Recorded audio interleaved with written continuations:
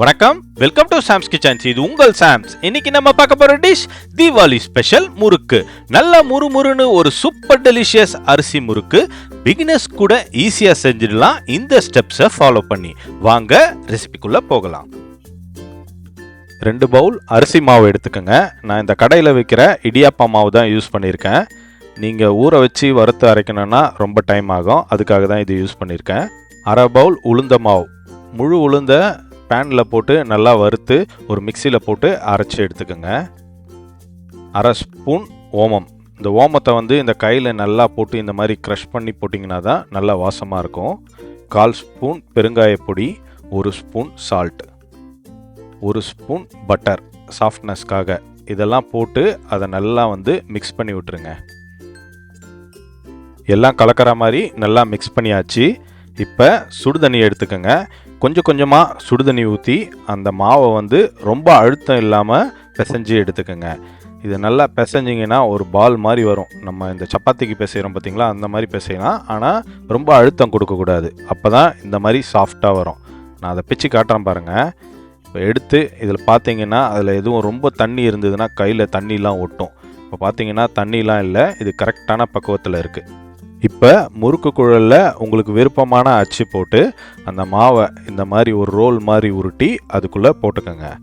எதுவும் கேப் எதுவும் இருந்துச்சுன்னா அதை ஃபில் பண்ணுற அளவுக்கு தேவையான மாவு எடுத்து அதில் ஃபில் பண்ணிக்கோங்க.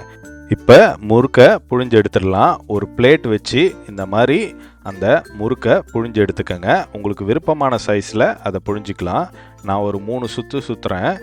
அதை சுற்றி அந்த எட்ஜஸ்லாம் இந்த மாதிரி ப்ரெஸ் பண்ணி விட்டுக்கோங்க. ரொம்ப எக்ஸ்பீரியன்ஸ்டாக இருந்தால் டைரெக்டாக அந்த கரண்டிலேயே புழிஞ்சு வறுத்து எடுத்துருவாங்க.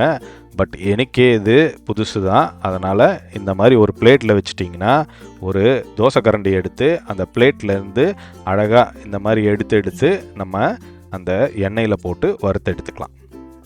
எண்ணெய் ஓரளவுக்கு சூடானதுக்கப்புறம் முறுக்கு போடுங்க. அப்போ தான் இந்த மாதிரி மிதந்துக்கிட்டே வறுபடும், இல்லைன்னா அடியில் போய் தங்கிரும். அதை ஓரளவுக்கு அந்த பபுள்ஸ் அடங்கினோடனே திருப்பி விட்டுக்கோங்க.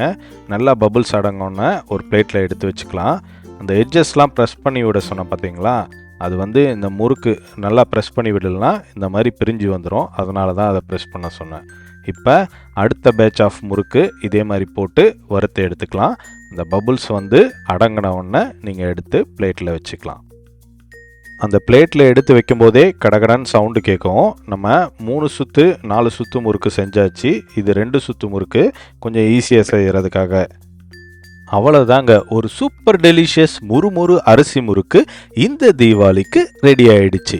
இதே ஸ்டெப்ஸை ஃபாலோ பண்ணி இந்த தீபாவளிக்கு சூப்பரான முறுக்கு உங்கள் வீட்டில் செஞ்சு உங்கள் ஃபேமிலியோட என்ஜாய் பண்ணுங்கள். உங்கள் ஃப்ரெண்ட்ஸ் அண்ட் நெய்பர்ஸ்க்கும் இந்த முறுக்கை கொடுத்து இந்த தீபாவளியை எல்லாரோடும் சேர்ந்து கொண்டாடுங்க. இது செய்கிறது அவ்வளோ ஈஸி இல்லை.